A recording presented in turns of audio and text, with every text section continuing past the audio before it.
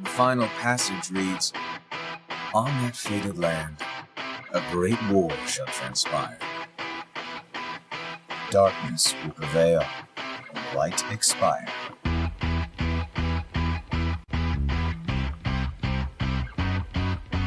This world is full of light. It's a world comprised of many smaller worlds, all connected, stretching as far as the eye can see.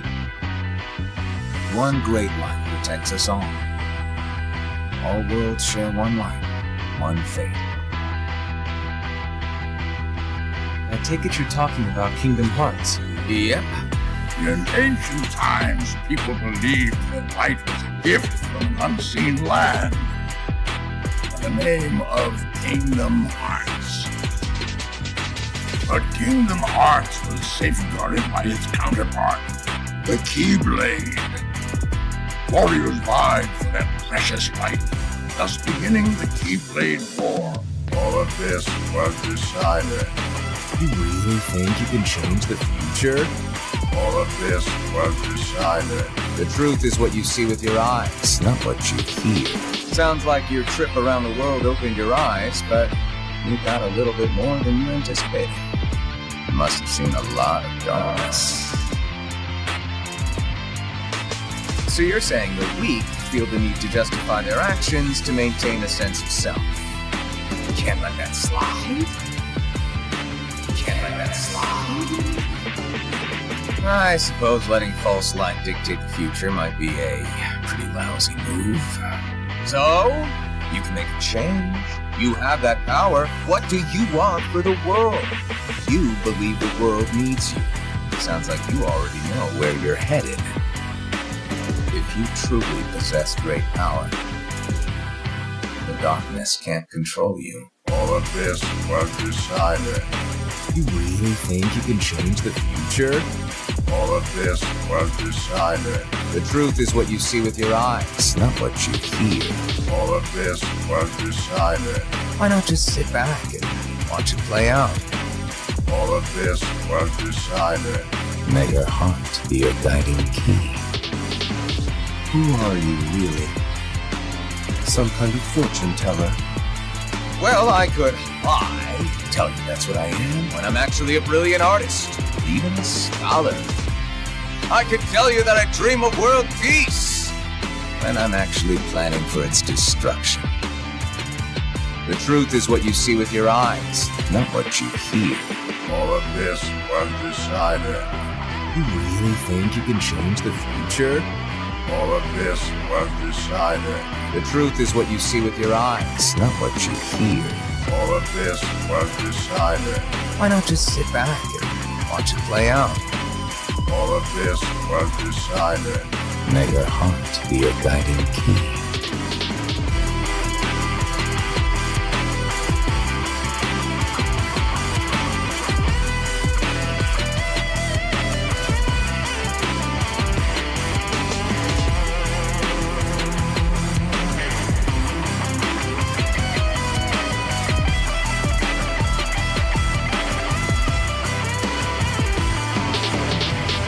May your heart be your guiding key.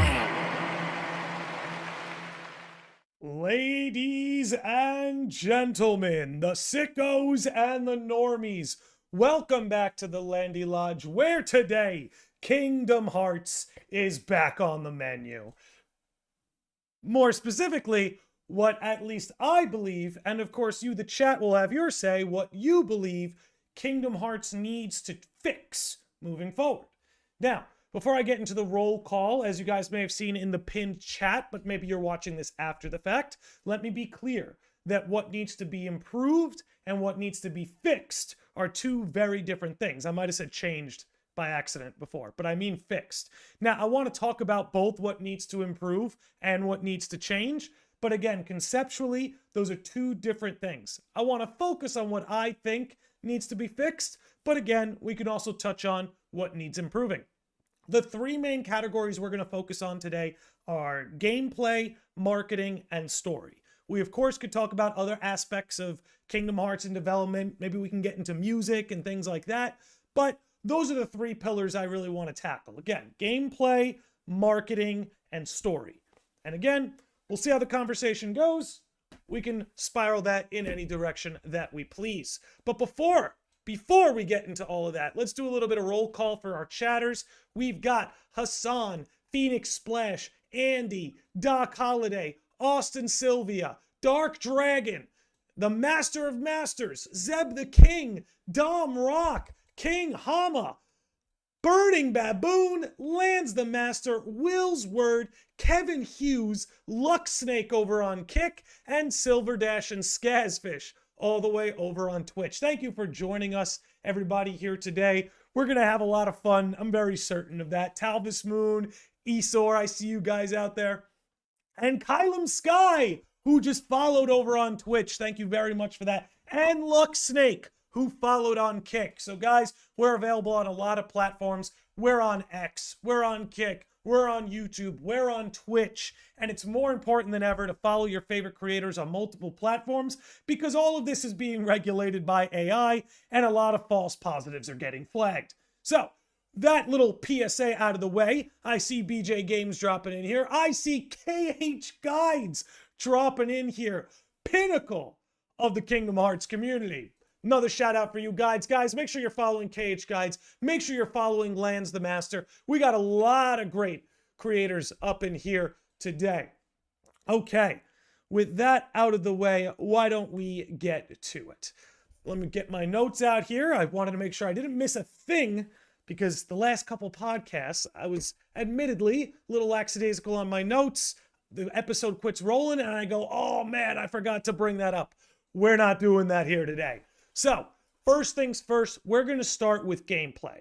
This is the order I'd like to go in. Again, we'll see what direction this episode takes us, but what I would like to do is go gameplay first, marketing second, and story last, for obvious reasons, because whenever we talk about story in the Landy Lodge, things have a tendency to spiral in a million different directions. That said, this is your reminder to remain hydrated. Oh, gotta love it. Okay, let's talk about gameplay. And there's a lot of different angles to which we can approach gameplay, right? There's a lot of different angles. We can talk about the action combat. We can talk about sort of the gameplay progression, how the game unfolds to you. We can talk, we're going to definitely talk about things like mini games. I definitely have a lot to say about that. But you know what? That might actually be a good place to start. Let's start gameplay. Probably my biggest gripe, Esor, thank you for the follow on Twitch. We do appreciate that.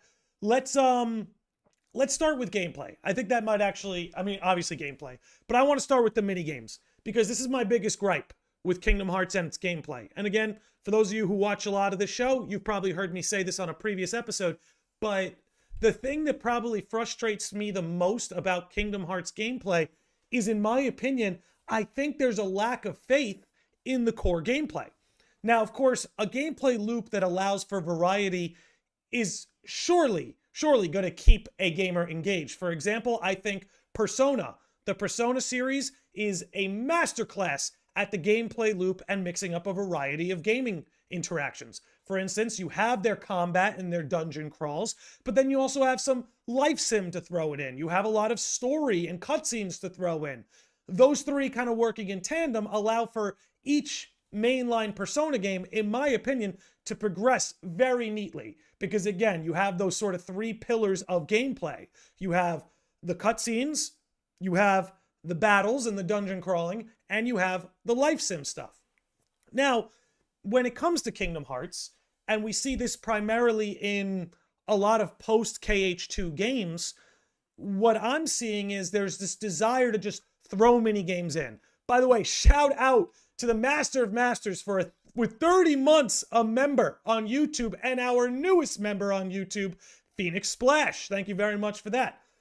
But to me, I feel like mini games are always like ham-fisted into the middle of the game, and it always breaks up the core gameplay. I mean, for instance, like the sledding in Atlantica in KH4 is an example of this. The freaking volleyball, the fruit volleyball game in Birth by Sleep is another example of this. A lot of the Winnie the Pooh world interactions are an example of this.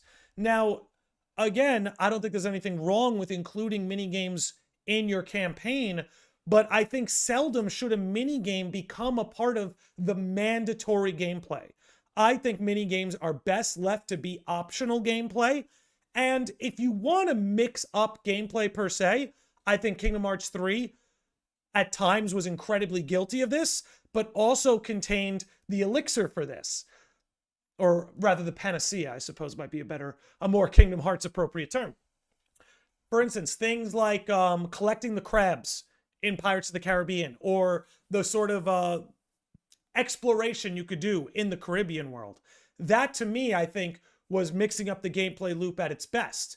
Because again, it wasn't reliant on these mini games, it relied on the core gameplay. At the end of the day, collecting the crabs was a matter of using the core gameplay mechanics, whether it be the platforming, whether on land or at the sea, or the action combat of fighting the enemies or breaking the barrels.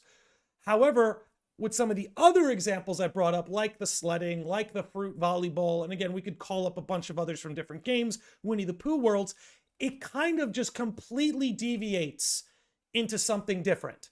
And it, my opinion, breaks up the core gameplay of what would otherwise be a smooth experience. It always, in my opinion, the mini games in Kingdom Hearts feel more in the way as opposed to something you do along the way. Now, I think this is one of the reasons, in my opinion, Kingdom Hearts 2 is so beloved. Because at the end of the day, if you wanted to skip that Atlantica segment, not all of Atlantica, but some of it, or some of the more niche things that you have to do, you can. Kingdom Hearts 2 does allow for a more sort of a, how would you say, streamlined, straightforward kind of progression. And if the player wants to deviate, they have more of an option to deviate. In a post KH2 world, and again, I say this as you guys know me, I'm a Kingdom Hearts 3 supremacist, okay? A Kingdom Hearts 3 supremacist and apologist. But everything post Kingdom Hearts 2, in my opinion, is sort of guilty of this. I think Kingdom Hearts 2 handled it best. Sora850 says, Winnie the Pooh is actually entirely optional. I discovered that over a year ago and stopped going there on any playthrough. Likewise. Now, I know I talked more about mandatory, but Winnie the Pooh typically is optional. And when I learned that it can be saved or put on the back burner, I found myself doing that. Because again, not saying those games can't be fun. There are actually some Winnie the Pooh mini games I quite enjoy. But to me, it's best saved for when I'm not really immersed in the Kingdom Hearts world, immersed in the story, immersed in what's going on. KH Guide says, I'm okay with easy/standard mode being what unlocks a bit of storytelling or world building, then leaving hard mode or extra minigame stages as optional. That's really where I'm at too, is give the player the option, if they want to put their head down and keep going through the worlds, keep going through the story, keep going through the action, give them that option. You know, don't deviate them and trap them in this minigame that is so different from your core gameplay that it could throw the player off. Hold on, I realize chat is not on screen. We're going to fix that for you guys. Give me 1 second. I'm realizing chat is not on screen. We got to fix that. We got to fix that. There you guys are. Okay. Now you're with me. Now you're with me. Silver Dash says, I think the strength of the minigames in Kingdom Hearts is that they provide the whimsical feeling that Disney is known for. Like they feel more Disney than, say, fighting heartless monkeys in the Tarzan world. So, Silver Dash, you are right. But if somebody was only pursuing purely a whimsical Disney feeling, Kingdom Hearts is not the place for that. At the end of the day. Now, you get it from Kingdom Hearts, but it's not, in a sense, part of that, how would I put it? Fighting those heartless monkeys in the Tarzan world, that is the core of the Kingdom Hearts experience. Doing whimsical mini games is an option you can deviate to. And that's when I think Kingdom Hearts is at its best. I just came in. What minigame are we criticizing when it comes to storytelling? We are not talking storytelling. We're talking about gameplay in general. And my overall thesis on this first point, Dex, since you just got here, is that I think Kingdom Hearts needs to make all these minigames optional and focus on their core gameplay. I have felt that in a post-KH2 world, a lot of minigames are being ham-fisted into the primary gaming experience or the primary gaming progression in order to mix up the gameplay and provide some variety when truly, and I think this is one of the reasons KH2 is so beloved, is what players are looking for is as much of that core gameplay action experience as possible. We don't need you to mix it up like crazy. Give us the option to mix it up. And again, KH3 did good with that, with things like lucky emblems and taking photos and hunting for ingredients. Like, there are ways you can scatter this in the world without forcing the player to deviate from what the game and the core gameplay experience is. Okay, let me see. The next thing that needs to be fixed, in my opinion, and I want to switch to the KH4 trailer so I could point something out specifically. The next thing I want to talk about hasn't always been a problem for the Kingdom Hearts series, but when it comes to core gameplay, this definitely needs to be fixed. The mob battles. The mob battles in KH3, in terms of KH3's combat, whose praises I'm always singing, I felt the mob battles were probably the weakest part of the combat experience. I think the 1v1s were peak. I think the bosses come second. I think the mobs were the weakest. And maybe the mobs are always destined to be the weakest, but the margin at which the gameplay is, the margin at which, in my opinion, the quality of action combat is between the three, it's too wide between the mobs and everything else. Now, in my opinion, sometimes I think some people's criticisms of mob fights can be a little overblown. I think if you use air step in Kingdom Hearts 3, a lot of those mob fights get a lot easier. But I see a lot of people who are on foot just running around the whole battle arena when it's like, you can literally like warp strike to the other side of the map if you know what you're doing. And that solves a lot of the conventional mob fight criticisms I see. But at the same time, it doesn't solve everything, because it's sometimes the wisest or the best thing to do is not to like warp strike straight into the chaos. So the reason why I bring the KH4 trailer up, I want to show one detail that gives me a little bit of hope. So let's pull this up. I'll grab some tea in the meantime. Here we go. Here we go. Okay, so take note on the screen. The Keyblade slingshot. We've got this chain Keyblade slingshot that Sora, whether very forwardly or perhaps subtly, picked up from Xehanort in the whole bequeathment in KH3. Bequeathment, I'll put that in quotes, because we're unsure of how serious that actually is, at least for now. One thing that they can do to fix my personal criticism of the mob fight, where, you know, there are a lot of times where warp striking into the chaos not only won't solve your problem, but will make your problem worse. Imagine a slingshot type weapon like this, where you can lock onto an enemy and you have the option, maybe depending on the button you press, to like sort of air step towards them or to slingshot and pull them in. So imagine like maybe you're midair in combat and you're pulling in one Heartless at a time, just raking them in, you know, as opposed to warp striking to the other side. I think the ability to, again, reel in an enemy as opposed to always leap towards them can solve a lot of the mob fight criticisms, in my opinion. This is a pre-render cutscene like the first KH3 trailer. Yeah, I've been very clear that the next time we see Kingdom Hearts 4, it's going to look very different than what we're seeing here. And we already see with the screenshots, aesthetically, it already looks very different. Okay, Scorpion from Mortal Kombat says, "Get over here!" Yeah, baby. Like, that's what I'm saying.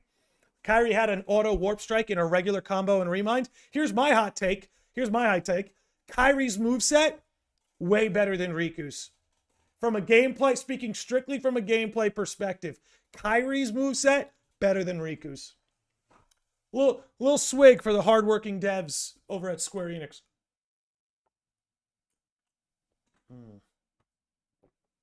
Little green tea with lemon and honey, ladies and gentlemen.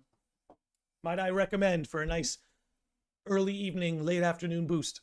Andy Bruce says 1,000 Heartless-like battle in KH3 in the Keyblade Graveyard was disappointing for me. As a KH3 supremacist and apologist, I agree with you, Andy Brew. Everybody should be following Andy Brew. I agree with you 100%. The battle of 1,000 Heartless in KH2 completely dwarfs what we had in KH3. No question. So again, those sorts of mob fights need to be fixed. And also what I hope they don't do is have decorative Heartless surrounding you. Nah, baby. This is the future of gaming. Every asset on the screen, I want to be able to fight it.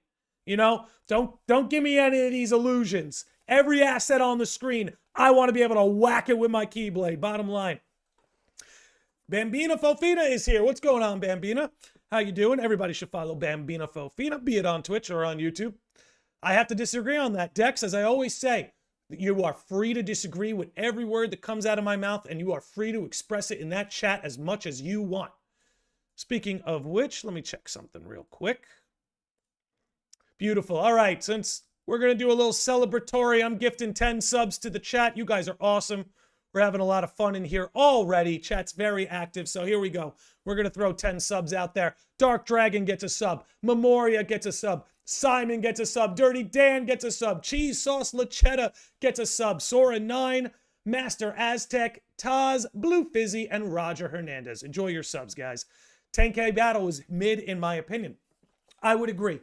And this is what I was saying earlier, that as much as I do love Kingdom Hearts 3, the mob battles really were a weak point. Its strength was the 1v1s. Like, those limit cut battles, in my opinion, are the peak of Kingdom Hearts boss battle gameplay experience. Those 1v1s, on point. Boss battles, for the most part, really good and well designed. And FF16 leaves a lot to get excited for. If you know, you know. The mob fights were the weak point. There are ways that it can be fixed. Look at your roots with Kingdom Hearts 2. Give Sora more abilities that gives the player more freedom in these mobs. And I think overall you'll create a much smoother experience. And again, look, just by nature of Kingdom Hearts, the mob fights probably will never be as fun as boss battles and like 1v1 limit cut style fights. But you can shrink the margins. And that's what I think you got to do, to shrink the margins of quality. That's what you got to do. Decorative Heartless moving at 10 frames per second. That's what I mean. That's what I mean. I don't want to see that anymore. I don't want to see that anymore. Okay. Let's see. My next note. Okay.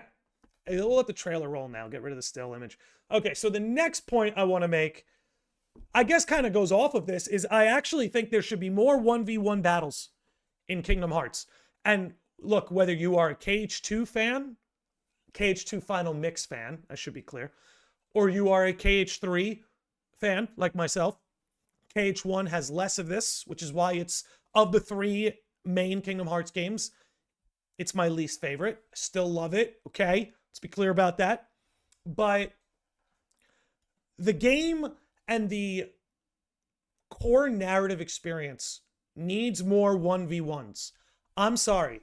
Those limit cut fights are too good to stay locked behind a DLC, locked behind post-game. The casual Kingdom Hearts fan deserves those fights. And I think the Keyblade Graveyard is a good semblance of this, right? In the main story, but it doesn't quite hit like that Zigbar fight in KH2. You know what I mean? I think, or even the Marluxia fight. I think the series would really be served by having more 1v1 fights, and not just with giant bosses and monsters, and like, let it, some of the 1v1 fights along the way be just with another Keyblade wielder or with someone with a sword. Like, you know, these Sephiroth fights are some of the best we get. Yozora, limit cut, data battles. Don't keep so much of that behind post-game, behind optional, behind DLC. Like, man, put that front and center, man. Put that shit front and center. It is the peak of your gameplay experience. And the fact is, most casual fans have not experienced it. Casual fans. We got a lot of sickos here. Pretty much everybody who's going to hear my voice has experienced it. But there's quite literally millions of people that haven't. Best story battles in KH3 are easily the ones that are Sora's size, i.e. Davy Jones and Limit Cut. Absolutely. Absolutely. I think that is the peak of the gameplay experience, is those 1v1s. Those 1v1s are the peak of the combat experience. And I think more people need to experience that. Now, I'm not saying put Yozora like level difficulty fights right in the middle of like the first act of the experience. Base game needs more of those quality fights. Yeah, I I noticed you said I disagree before, Lands, but I think we're making the same point, because that's kind of what I'm saying, is the base game needs more of those 1v1 quality fights. Again, we could have your limit cuts at the end. We can have data battles at the end. But I want data fights to remain expansion. Okay, then let me be clearer about what I'm saying. So it's important that I distinct this. I'm not saying take the data battles and put them in the main campaign. Keep the data battles. Keep the limit cut stuff. Keep it. But what I'm saying is that style of combat, that 1v1 with somebody else with a similar weapon, that kind of fight needs to be more prevalent in the primary gaming experience, in the primary narrative. Again, limit cut, data battles, you can keep that on the back end. Keep that separate. But I'm not saying the data battles themselves. Yeah, you're with me now. That style of boss battle should just be way more common in the regular experience. Again, I think too many people are missing out on that. I got to agree with that. Please give me more 1v1s. I think most people that have at least tried some of those fights would agree. And honestly, because a lot of those fights are hard too. Unless you're playing like on an easier difficulty. But a lot of those fights are hard too. So I think the game would benefit from some 1v1s that aren't as strict on difficulty, let's say. Now, that point made, let me dial this guy back. Perfect. Let me make sure, let me keep up. Make sure I cross out. This is something I've been doing more too. I've been taking notes more in like notebooks and stuff. I usually, for so long, I was always typing them, always putting them on my phone. But I have found that like keeping an actual notebook for stuff like this regulates the nervous system, ladies and gentlemen. Okay, I mentioned this. Okay, let's talk about the formula. Take a little swig.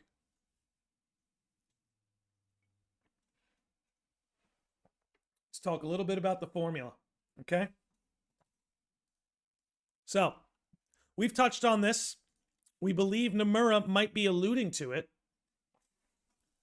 But I think this idea, or rather this structure that a lot of Kingdom Hearts games have, where the game starts, you're in an original world, or you're at like Yensid's tower, which for all intents and purposes feels original because it feels core to the narrative in a way that Disney worlds like The Lion King don't, or like Arendelle don't.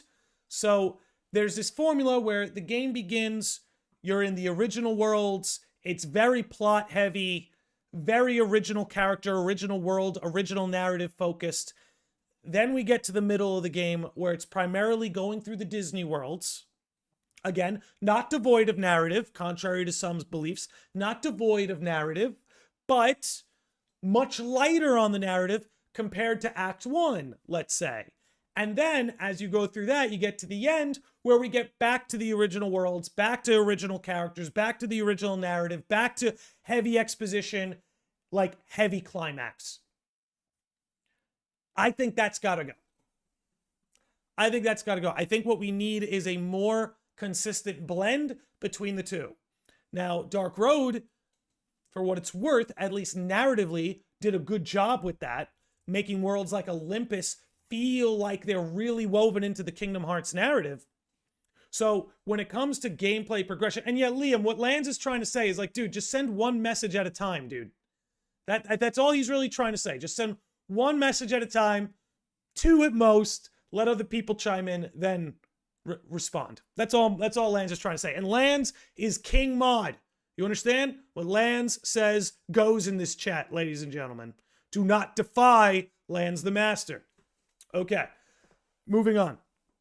So I think when it comes to gameplay progression, what we need to see is more of a blend between original narrative and the Disney narratives that are like over here.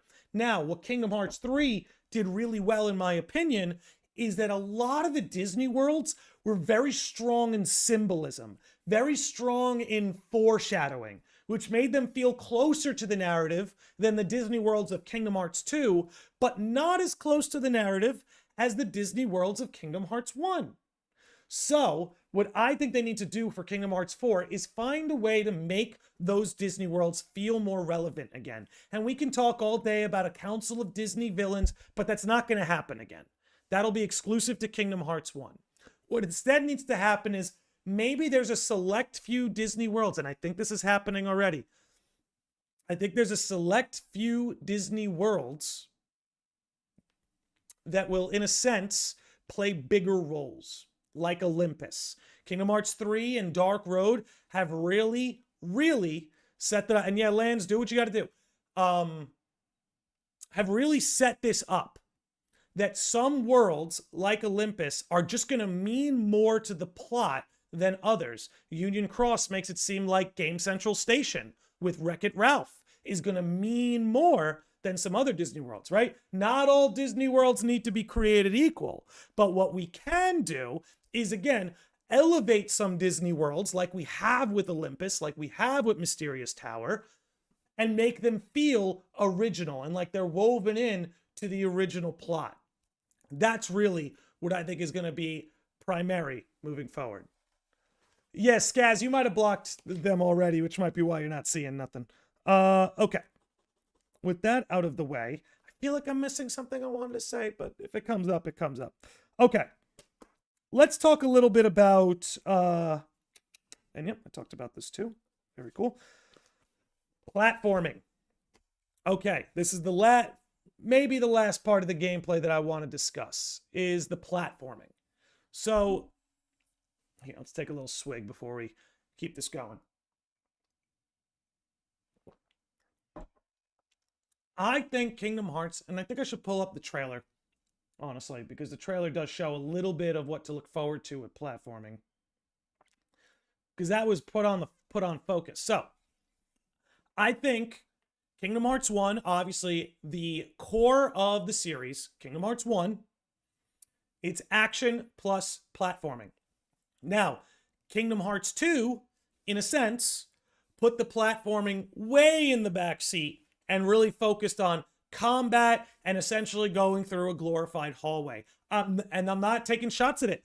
I think this is why KH2 platforming is really good. I don't know about that, Silent Echo. I kind of disagree. I think the KH1 platforming for a PS2 game, for the time it was released, is really good. And that KH2 really kind of just put the platforming on the back burner. There wasn't much to platform. There wasn't much to explore. So it's like a hallway of combat. Not taking a shot at it. I think that's exactly why it's so beloved. This goes back to my previous point, where I really believe Kingdom Hearts fans want you to zero in on the core gameplay that is the combat. And if you look at KH2, that's really what the game focuses on. Now, KH3 incorporated a lot of platforming mechanics that, in my opinion, made the platforming really good. Much better than Dream Drop Distance. Dream Drop Distance, in a sense, did it first. I thought the platforming in Dream Drop Distance was weak, and I thought KH3 was a vast improvement to the combat. I mean, to the platforming. Now, things like air step really help. I know there were some people who didn't like the wall running. I quite disagree. I think it needs a little bit of work and polishing. I'll say that, the sort of like wall running sort of combats. But things like flow motion and air step, I'm in favor of that. I want them to continue to improve that because I think this series can reach its pinnacle by sticking to its core vision. I think, and I'm just going to pause this for a minute, because I think if you did with what Kingdom Hearts 2 did and just doubled down on action combat and really nothing else, I don't think you'll ever capture that KH2 magic again. I think there's a lot of stock in capturing what KH1's original vision was. That platforming action combat hybrid. That, trying to elevate that to a level the series hasn't seen, I think, and again, if you look at the trailer, that's what they're showing you. Right? Even with this, you're going to have to platform your way to the boss. Again, nothing we haven't seen in the series before, but there's more of a focus on it. And again, look at this, right? Another point right here, surfing through buildings. This is another level. Just this little bit of platforming you see here was unthinkable during KH1. So if they can get this to work smoothly between the wall running, the air step, the flow motion, if you can get it all to be more neat and more concise than you had previously, then I think you can have a gameplay experience that's unique to Kingdom Hearts 4 that you can't get anywhere else. And with that, we let that roll. Let me check now. Platforming done. And I guess the last thing I would say, this is an example of something that should be improved rather than fixed. What's up, King Practice? What's KH4? It's a myth. It's a myth. Welcome to Delulu Town, where we cope. So, do you miss dive? We're gonna talk about the drive forms. I could go either way, guys. I gotta be honest, and I like it when no two games play the same. So, between drive forms, switching keyblades, I truly enjoyed both. Both dive forms and switching between keyblades. I don't care which one the series picks to move forward, frankly. You know, and I know reaction commands are probably coming back. I could go either way on reaction commands. Just don't make it a glorified pause button. You know, let there be an actual consequence for missing the reaction command. See, this is why I take notes. I lost my train of thought. So, what I would like to see is whether it's drive forms or whether it's keyblades, I'd like to see more variety in gameplay style. I think whether it's drive form, for the most part, this is generally speaking, by the way. Okay, this isn't true for everything. For example, wisdom form, not an example of this. The Olympus Keyblade, not an example of this. So, generally speaking, the way you play the game between keyblades and drive forms is very similar. And I want more variety. Now, I say the Olympus Keyblade because with that Keyblade, you're more defensive. You're more counter-focused. And I say things like Wisdom Form because it's much more long distance as opposed to getting right in front of your enemy. So you're thinking more about evasiveness and long distance. I'd like to see more of that. I don't want any two drive forms to feel similar. I don't want any two Keyblades to feel similar. Because again, look, cosmetically, it's all very different. The way it presents itself is all very different. The fireworks that you get with each Keyblade or drive form is very different. But the way I think about playing the game, I want to change between Keyblades. Okay. Little wheeled here.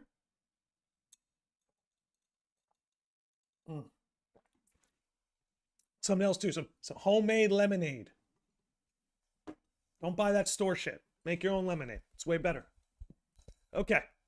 That aside, that's going to wrap it up for gameplay, all right?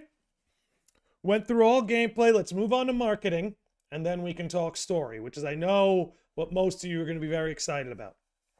So let's move on to marketing, which I got a feeling this is probably the segment where everybody's going to agree the most.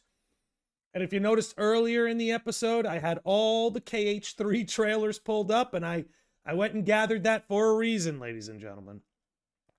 So let's skip to about halfway. Let's get to the later end of these trailers. So let's talk about the marketing. All right. First things first. And to be fair, Square Enix has done a better job of this with FF7, with FF16, and more releases like World Ends With You, although they could have, that one is questionable. Stop spoiling shit. Stop spoiling shit. Because let me tell you right now, die-hard Kingdom Hearts fans are going to buy your game. You don't need to spoil that Aqua's possessed by darkness. You don't need to spoil Sora going, ah! You don't need to spoil these moments. The people who love and are all in on the story were already all in. There is nothing that's story relevant that you can show that's going to bring in a casual. That's something they got to know when they're making these trailers. There is nothing you can show about the original plot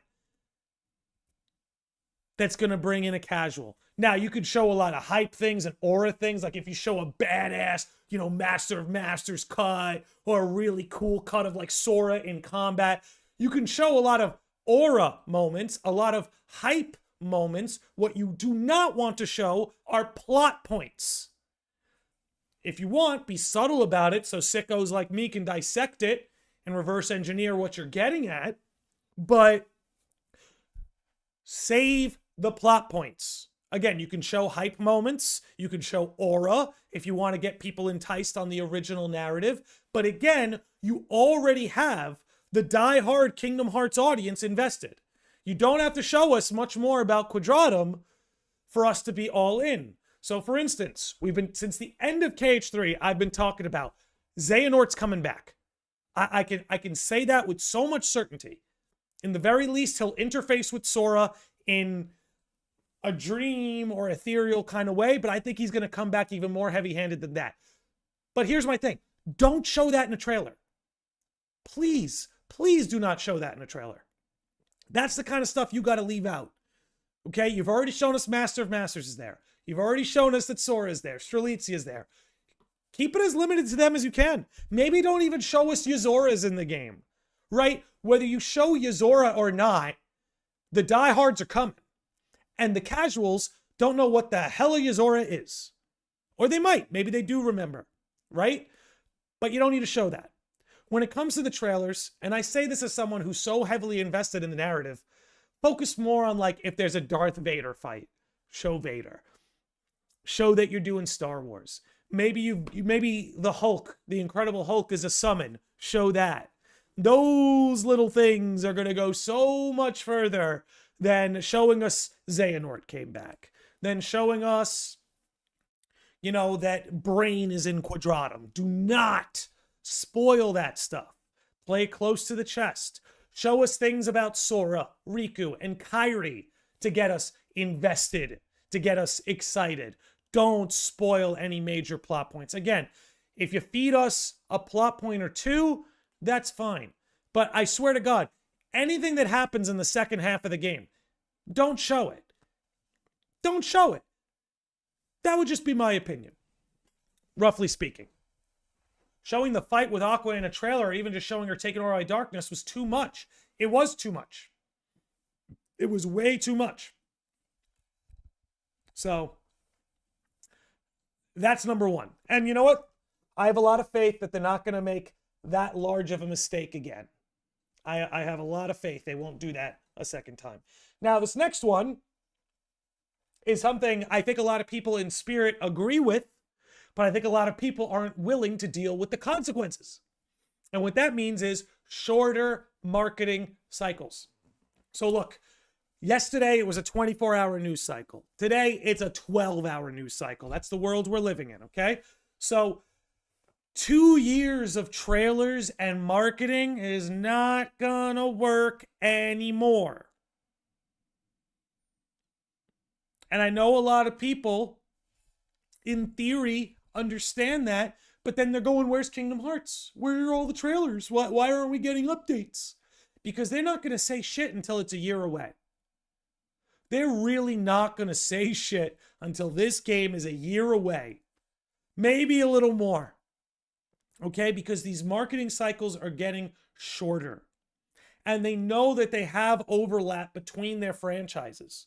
So what they don't want is to be showing you FF7, but also saying, but Kingdom Hearts is around the corner. No, no, no, no, no, no. They're going to want you to get invested in FF7. And I'm just using FF7 as an example. Please don't anybody spurg out, okay? But as an example, they're going to wait till FF7's had its day in the sun before they go and show you Kingdom Hearts 4. Because Square Enix cannot afford to be marketing multiple AAA titles at a time. It's just not going to work. So, evidently, what you're going to see, and what I agree with, shorter marketing cycles where, you know what, I don't want to see Kingdom Hearts 4 until it's 1 year or less away. Bottom line.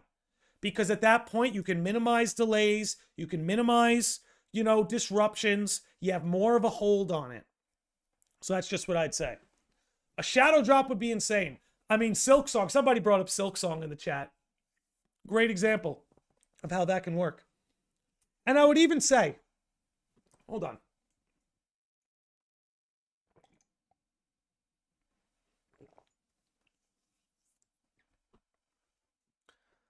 I think FF7 release at the beginning of March, and KH4 trailer will be at the anniversary. Lands, I think you're on the money. Bambina says, honestly, I'd be down for a Silk Song type drop. Show a moment of gameplay at the damn Xbox showcase. And just drop it when you're ready. I think, hear me out. And maybe this is controversial, but I think the reason why what Silk Song did worked is because when you minimize how much you're going to engage with the press when it comes to early copies and press copies, you reduce the amount that the game leaks. So KH4 leaked about a month early. Now, I'm not gonna sit here and tell you I know exactly why that happened. But I can surmise that leaks like that happen because you gave an early copy to some websites, to some creators, to the press, so that they could review it on time for when the game drops, and one of them decided to leak it out. Or maybe somebody within the company did it. I don't know. But in my opinion, I do think a lot of gaming companies would benefit from, like, it's not gonna hurt you to not send IGN an early copy. I guess that's all I'm gonna say. I think I can sum up my point simply by saying that. It is not gonna help you to send IGN an early copy. It's just not. So, the next point.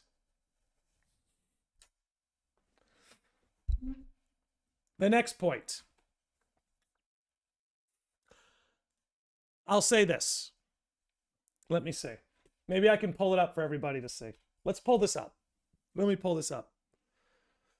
No, it's all good, Liam. Like I said, Liam, I'm glad you're back. I'm glad you have a burner.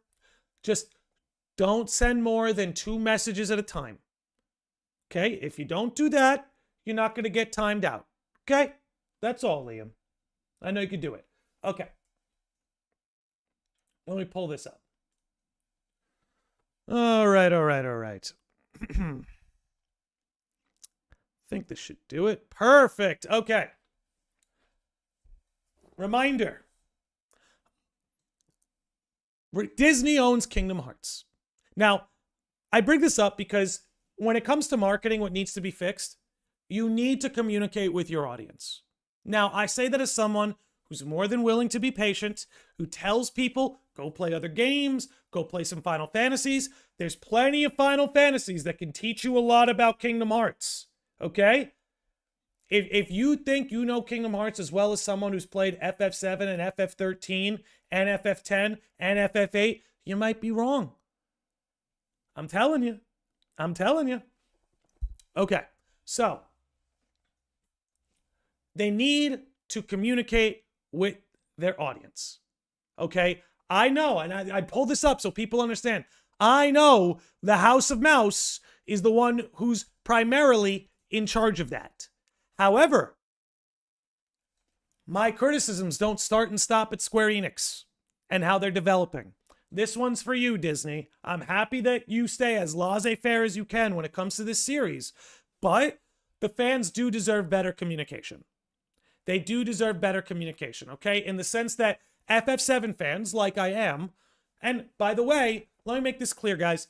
Your lack of Kingdom Hearts news has absolutely nothing to do with Final Fantasy VII. I will say it again. Your lack of Kingdom Hearts news has absolutely nothing to do with Final Fantasy VII. That said, they need to be communicating better. But I will leave that more at the feet of Disney. And I understand not wanting to have overlapping marketing cycles.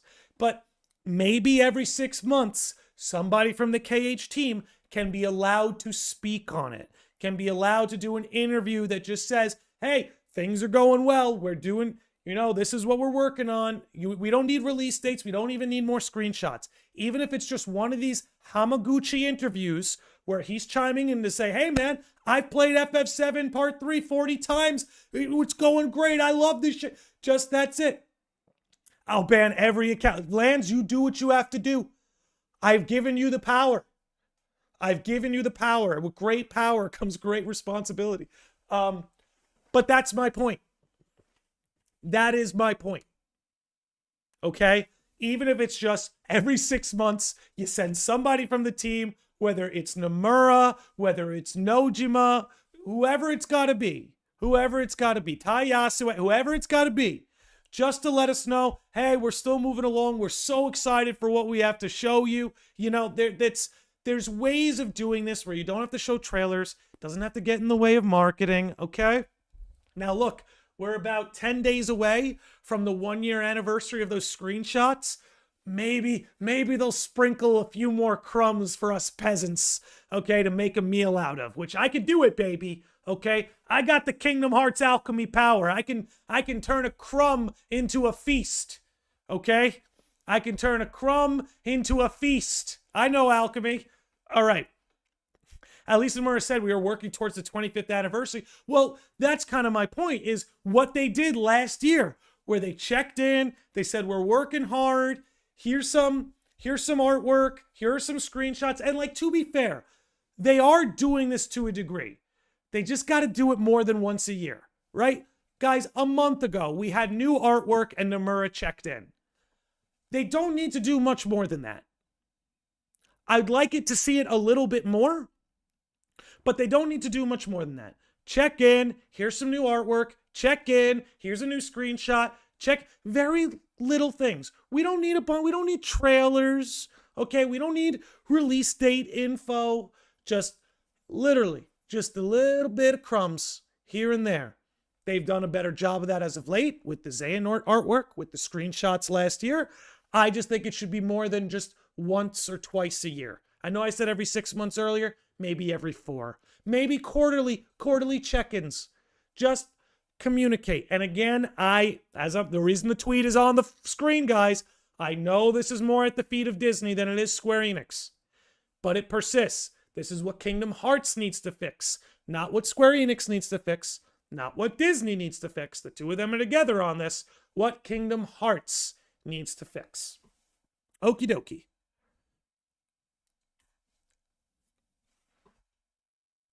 And that's going to do it for marketing. Look at that. Look at that. All right, gang. Let's now talk story, which is definitely what I know a lot of people want to talk about. I know it's definitely the part I was looking most forward to, because every time this chat gets into story stuff, we pop off. Nakflugel says Hamaguchi is marketing the Switch 2 Xbox version of Rebirth. That's why, if they release a KH bundle on Switch 2, you'll probably see someone give an update for KH4. Absolutely. Absolutely. But, you know, we've had a lot of Kingdom Hearts ports like to Steam over the last couple of years where we didn't quite get that. I agree with you. Timing is everything, and those are good times to check in and give us the update. Not the screenshot anniversary. I know. I've got it all. Wise win. I want to give a shout out to Wise win. Go Birds. Okay? Go Birds. As a Mets fan, you don't know how much those Eagles are keeping me sane. Okay? Those fucking bums. Those fucking bums from Queens, New York. And the boy genius needs to be fired. Okay. This is a gaming podcast, not sports. Moving back, getting focused again. Kevin Hughes says the Xehanort artwork felt like an obligated move because of the anniversary. I would love for these updates to feel less like damage control and genuine updates. I guess that's another way to kind of put what I'm saying there, Kevin, is I would appreciate if these updates felt more organic and not like you're saying damage control or, oh, it's an anniversary, we have to get it out. Okay. Let me just make sure I haven't missed anything. Okay. No, we're good. Perfect. All right, good. Okay. Now, when it comes to story, guys, let me be clear. I still have the pinned message up there. We're talking about primarily what needs to be fixed, not what needs to be improved. Of course, there's things that can be improved. Of course, there's characters that could be improved. But what needs to be fixed? I have a lot here. Let's see. Let me start with one of my more basic takes. One I've said on this podcast quite a lot. Here's what needs to be fixed. I want more from Mickey, Yen Sid, Donald, Goofy, Fairy Godmother, Merlin, that corner of the Disney cast. I'd be willing to sacrifice 2 Disney Worlds to get more Mickey, Yen Sid, Fairy Godmother, Merlin, Donald, and Goofy. That's the Disney I care about. That's the Disney that's part of this plot. So I, for one, would like to see more of that. Now, the good news is we have that screenshot of Mickey and Skyla and Kylam. So it looks like we're actually going to get that. What I'd like for them to do is double down. Double down on the Disney characters that are part of this plot. King Mickey, Donald, Goofy, Yen Sid. Like that trio of magicians and witches. Yen Sid, Merlin, Fairy Godmother. Give me a scene around the table with those 3. Show me what those 3 know that they have not told the rest. You understand? So, I dropped my pen. 1 second. Ugh. So first things first. That's what I want to see. More of those, less of the Disney characters that fade in and out. Ooh.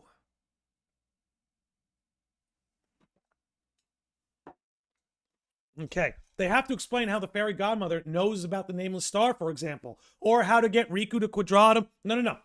Guys, I've been on this a while. Yen Sid, the Fairy Godmother, and Merlin, they know things they're not disclosing. Their actions give it away.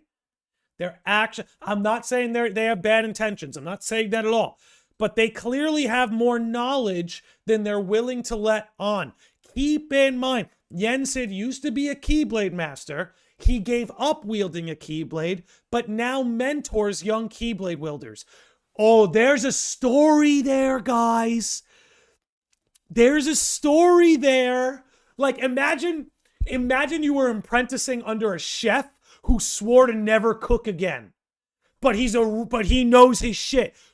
There's a story there. You know what I mean? Just because something hasn't been disclosed doesn't mean it's not happening or that it hasn't happened. And this is all on purpose. I'm telling you. I know Nomura. He plays the long game.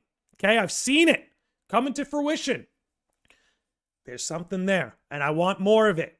If it means we lose a fucking Disney World, so I can know why Yen Sid gave up the Keyblade, but is willing to mentor the youngins. Oof. Or God, man, imagine there's a moment where Yen Sid said he's in a desperate situation, and he has to wield it one more time. Like he has no choice. He has to pick up the Keyblade again. Could you imagine? These are the kinds of things you could do. Oh my God. Blow the lid off. There we go. All right. Next. Okay. I discussed making the Disney worlds more relevant. That kind of attached itself on the gameplay segment, so I'm going to skip over that. Okay.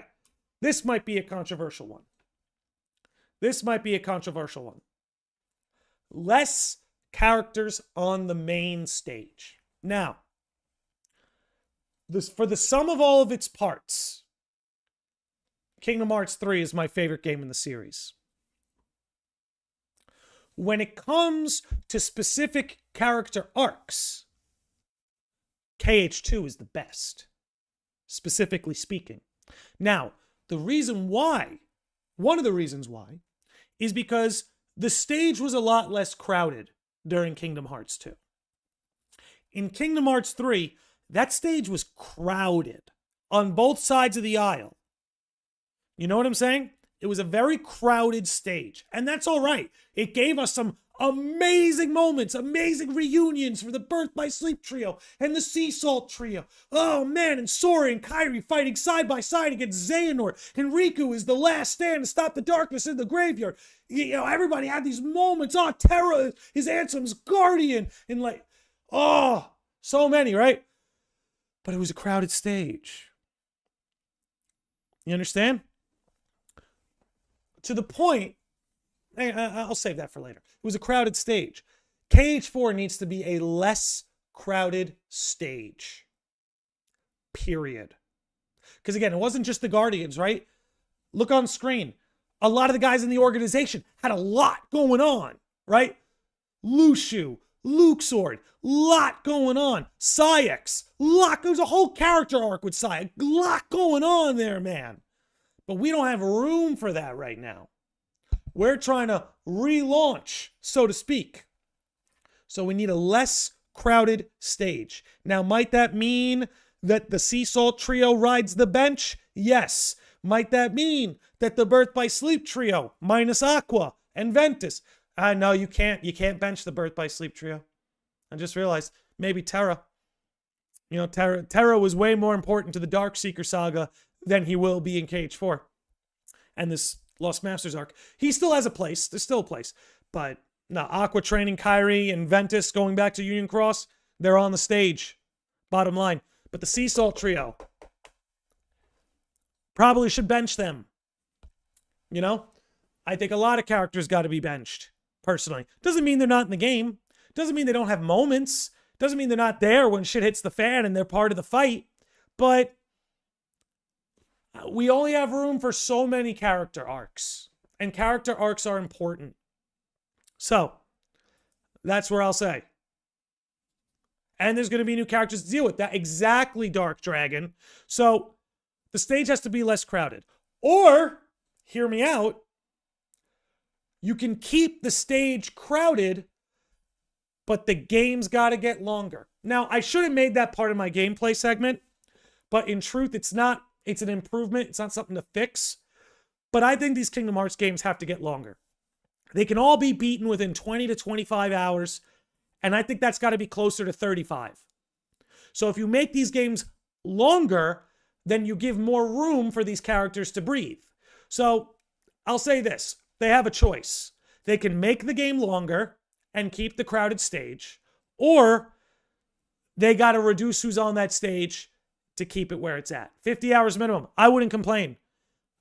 If you're asking me what I want, yeah, I want a 40, 50-hour campaign out of Kingdom Hearts. Nobody will complain about a long wait if KH4 is the length of 2 Kingdom Hearts games put together. Right? So yeah, I'm down for that. But I'll say they have that option. They can either, again, they can either go with a longer game that gives characters more breathing room, or it's time to start moving some folks off the stage. Oh, never mind. I thought I had that. Okay, that's fine. Let's go back to the trailers then as a backdrop. Perfect. Okay, I think we were about here. So that's what I'll say for that. Now, this will perhaps be bench nominee. You know what's crazy, man, is like she's not, nominee won't get benched. I mean, here's the thing about nominee, actually. You can bench nominee, but here's the thing, because her character arc has been served mostly. Here's what you do to nominee. We've not thanked nominee yet. So the whole nominee art, like story isn't done yet. It's at the very end, and I think it can simply be solved. I've done a video on this. If you make nominee a key component to getting Sora home, and then Sora gets to thank nominee, we're done. Good. Perfect. Beautiful. Love it. I'll cry. Thank you very much. Okay. Now, you're kidding? Well, you know, excuse me for spurging out, okay? You got me. Cheers to you, Master of Masters. You win again.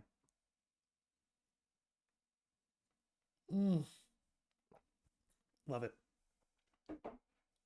She's deaf not done. Riku picked her up. Yeah, he did.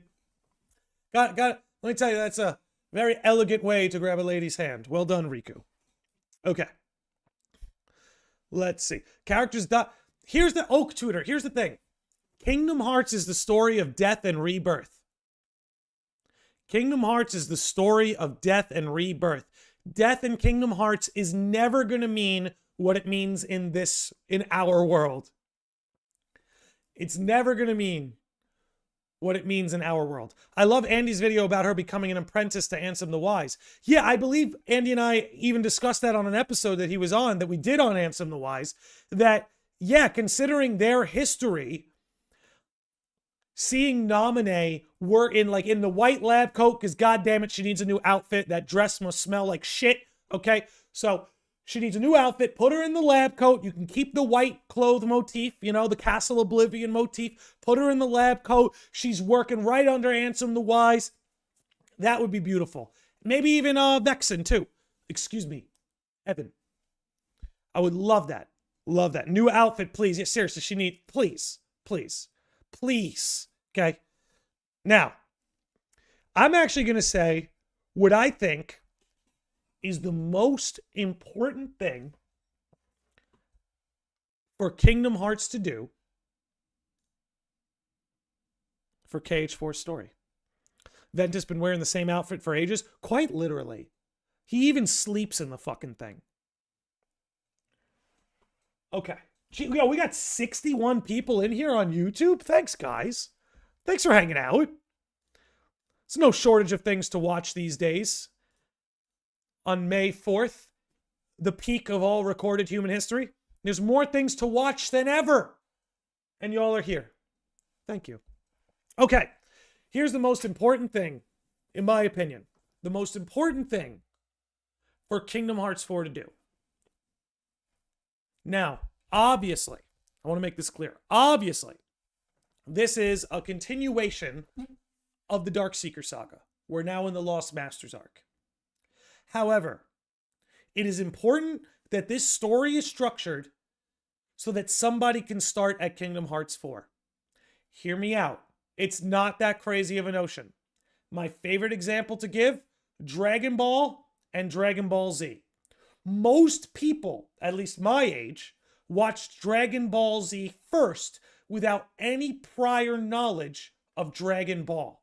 Yet they were able to follow the story, enjoy the characters, immerse in the lore, learn everything. Meanwhile, prior to Dragon Ball Z Episode 1, there are hundreds of Dragon Ball episodes. Yet somebody can start at Dragon Ball Z and not feel lost. In my opinion, it is incredibly important to structure Kingdom Hearts 4 in that way. Because again, we're now 7 years after Kingdom Hearts 3. Okay, there are people who were too young to play Kingdom Hearts during KH3 that are now old enough to play it. And they're not going to go back and play 20 years worth of games. It's just not going to happen. So just structure it in a way that somebody can just drop in and can follow along. Now, might that need a little bit of plot exposition here and there? Sure. Might that need a summary that can be accessed from the Kingdom Hearts 4 menu that can, in a sense, summarize the story for you? I thought KH3 did a good job with that, by the way. You know, it's a lot harder with KH3 because it's literally the finale of a saga, so you can't as easily do that as you can with KH4, but given that KH4 is the beginning of a new saga, the beginning of a new arc, it is a lot easier to reestablish. Make KH4 Naruto Shippuden, let the Darkseeker saga be Naruto. Make Kingdom Hearts 4 Dragon Ball Z, let the Darkseeker saga be Dragon Ball. Because again, guys, you're diehards. We don't need you to recap the story for us. The casuals, they probably don't even want you to recap the story for them. They'll watch the summaries on YouTube, right? They'll learn about it after the fact. Because again, even with the Kingdom Hearts series, guys, this idea you have to play things in release order, maybe this is my hot take, but shut up. People don't need to play it in release order. Play the Kingdom Hearts game that calls to you and start there. Okay? My first Kingdom Hearts game was Chain of Memories. I don't think it got in the way of me understanding Kingdom Hearts. I don't think it's like, oh, he started with Chain of Memories. His experience is ruined. He's never going to understand the story because he didn't play Kingdom Hearts 1 first. Dude, I literally played Chain of Memories and then it made me convince my family to get a PS2. So, that I think is the most important thing that they can do. Okay? This idea you have to play, I'm just done with that. I'm done with that. Play the freaking games in whatever order you want. And I say that, you guys know me. I think it speaks for myself. I'm one of the biggest Kingdom Hearts fans on the planet. I've played those games out of release order. Quite literally. I didn't get to all of the subtitles. You know, your days and your birth by sleep and your and you're coded. I didn't play all that in release order, Dream Drop. No, I got to it when I got to it. And then you piece it together. And then, you know, in the lead up to KH3, I played the games in release order to familiarize myself. But I'm just tired, boss. I'm tired. If somebody wants to play KH2 first, or KH3 first, or Birth by Sleep first, because they think Aqua or Terra looks cool, go ahead and do it, man. Do it. Just play the games. Have fun. Okay? It don't matter what order you play them in, roughly speaking. So, that's my take on that. Understandable. Can't make a KH4 a game of so many what's going on moments. Well, what's good about KH4, what they have going for themselves, is they can just treat it like an isekai. You know, there's already a narrative structure. Easily applicable, easily understandable to a casual audience. Just treat it like an isekai. Anyway.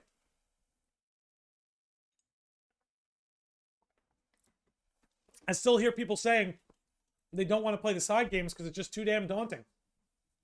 Well, listen. There's going to be more casual KH fans that never want to play Recoded. And there's going to be more diehard fans, like I see in the chat, that will tell you that Recoded is actually pretty damn good.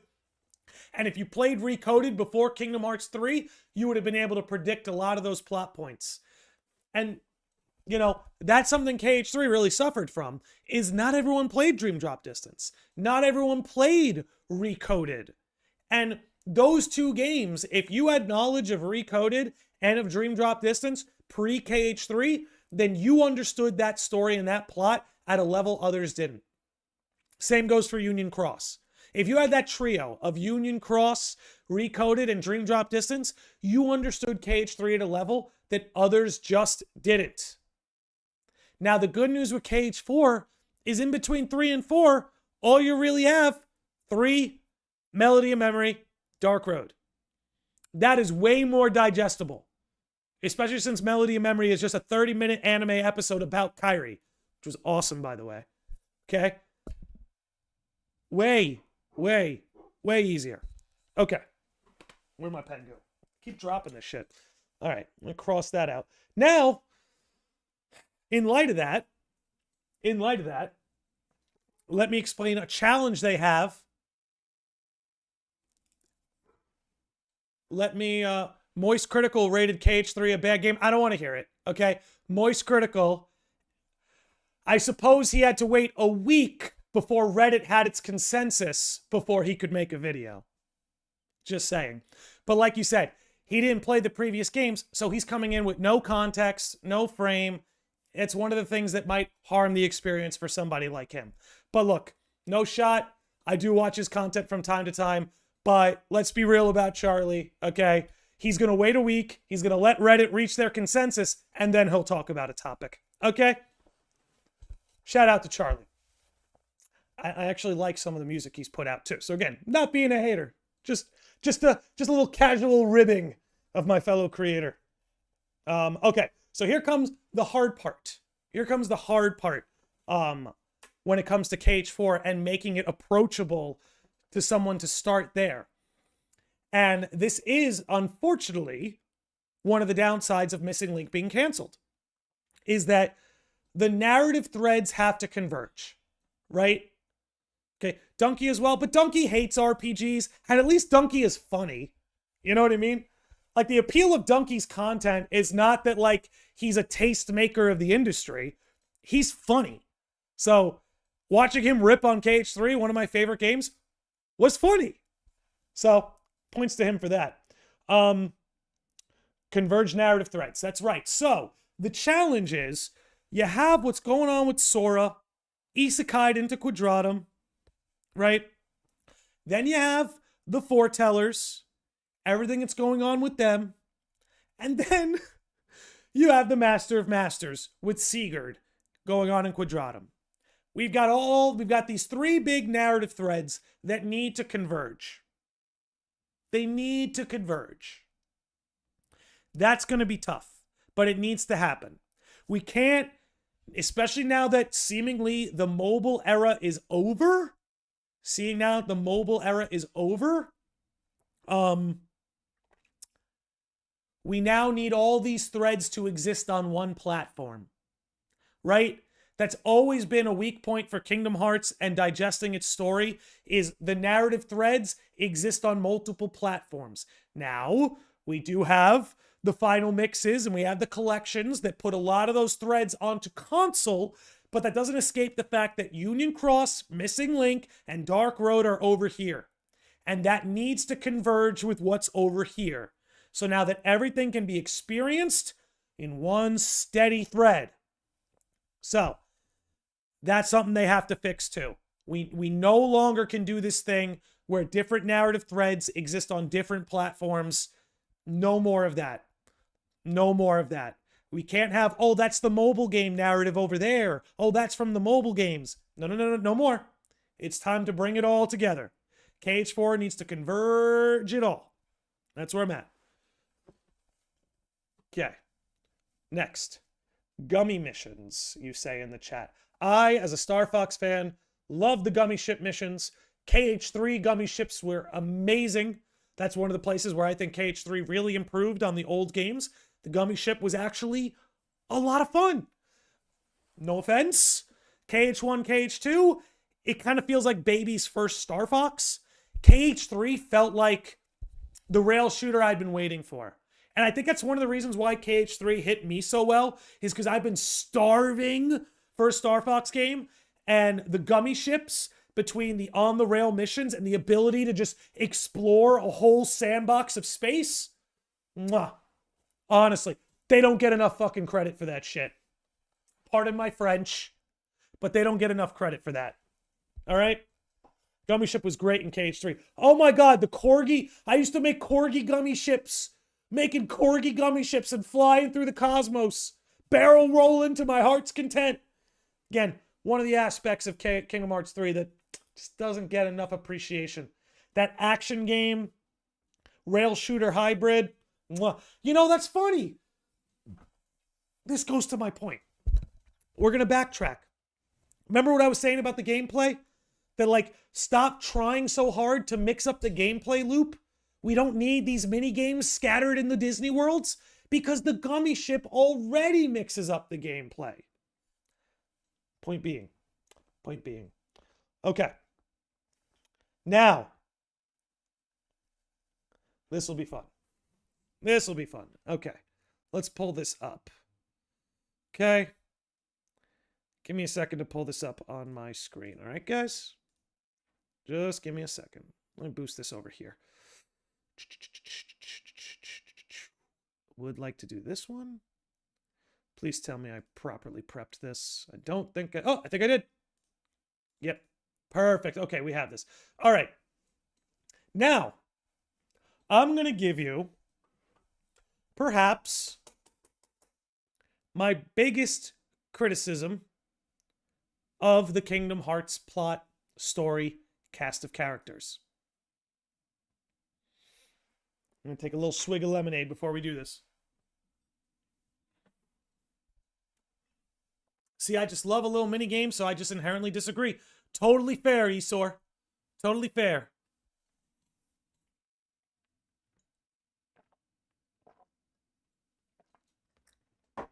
All right. Now, what I'm about to say might already exist in Kingdom Hearts, but it does not explicitly exist yet. It's yet to reveal itself. I have a feeling it's coming. There are several candidates for what I'm about to say. But what the Kingdom Hearts story and cast of characters so desperately need, in my opinion, that they had in KH2, but haven't had since, an anti-hero. An anti-hero. Now, in layman's terms, what is an anti-hero? Well, obviously not a hero or a villain, something a little bit different. Think of it as someone who might be after good consequences, but is willing to do it by questionable means. Think of somebody like Deadpool is a good example of an anti-hero. In Kingdom Hearts 2, you could argue that Diz, or Ansem the Wise rather, was an anti-hero for quite a lot of that. Because again, he was after the same villain we were, but he wasn't exactly a hero about it. He wasn't exactly moral about it. He was willing to go to questionable means to achieve what he wanted. Right? Now, what was so good and why it was so well placed in Kingdom Hearts 2 is where Kingdom Hearts 1 confronted the world of light and darkness, right? Kingdom Hearts 2, in a sense, confronted that world of nothingness, the lines between light and dark, which is where an anti-hero really dances on that edge, right? They dance on that edge of light and dark. That's what makes them such appealing characters, you know? Punisher is another example. In the early part of the Soul Calibur narrative, Ivy Valentine is an example of that. People who are willing to achieve something that might be perceived as good through Machiavellian or questionable means. And I think the Kingdom Hearts series is starving for this. Now, we got it with Diz and KH2, but that didn't last forever, and it was appropriately placed. Now, we are in KH4, and we're in a world of neither light nor dark. There are a lot of narrative threads moving. The Master of Masters, who knows what he's up to, what he's after. We know he's after the 7 primordial darknesses, but for what reason? What does the end game of his goals look like? Now again, we have a lot of candidates. Maybe the Master of Masters turns out to be an anti-hero, and there's some unseen evil out there that we have to approach. Maybe Yozora ends up being the anti-hero, and he's willing to do anything to get the Nameless Star back, even if it means doing the wrong thing, right? He's a candidate for that. Lushu, in my opinion, is the best candidate for that, is a candidate for this. So we have a lot of... Xehanort, in whichever way he comes back, could be a candidate for this. Brain even, depending what's happening to him. I saw somebody earlier said Vanitas. So we have a lot of characters who can slide into this role. But I think in a game, right, where the lines between, in a world, in a series, right, in Kingdom Hearts, the line between good and evil isn't as simple as light and dark.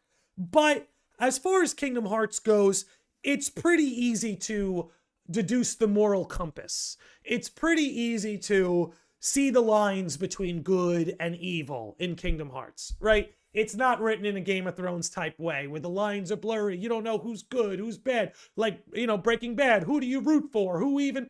It's not like that. The lines between good and evil in Kingdom Hearts are very clear, and I think will always remain clear. And that's okay. That's a good thing.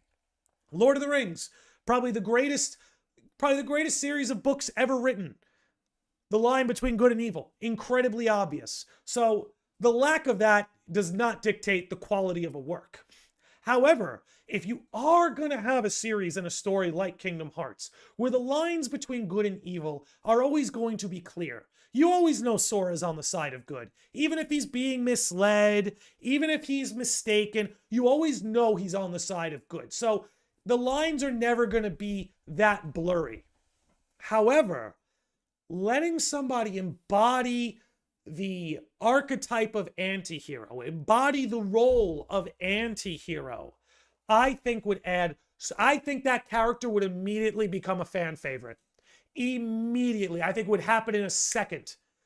Like if you're out there and maybe you really like the character of Yozora, but you don't quite get it yet. You didn't really care about Versus 13 or Noctis or anything.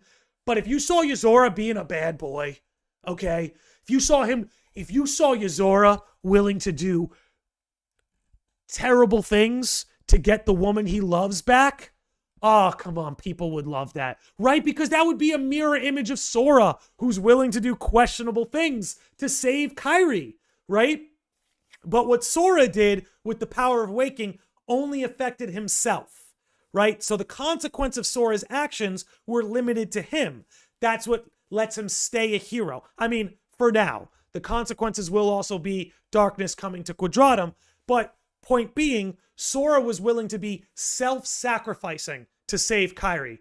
What if Yozora is more like, nah, man, I'm sacrificing you to get the Nameless Star back. Whoever it's got to be. Maybe it's Riku. Maybe the Master of Masters cuts a Faustian deal with Yozora, says, oh, you want her back? You see this guy Riku over here? If you could just take care of him for me, I could bring her back. I mean, I know this is a very classical way of manipulation, right? This is how Palpatine manipulated Anakin, right? Even the power to bring back those you've lost. Just like, and we know Nomura loves Star Wars. So just saying it. Riku was that in KH1 until he got his ass whooped. Yeah, exactly. Maybe. Riku, it's a little bit more complicated, but you're right to point that out. It's not as cut and dry as Diz, but you are right to point that out. But that's my point. The series is starving for an anti-hero. I think characters like Yozora and Lushu are great candidates, but it's not limited to them. It's not limited to them in the slightest. Like I said, it could be Vanitas. It could be young Xehanort. It could be Sigurd. It could be Brain. Lots. Ooh, actually, hold on. Okay. Somebody's at my door, guys. Give me a second. Somebody is at my door. So hang tight. Hang tight. We'll be right back. Just let me see whoever the hell this is.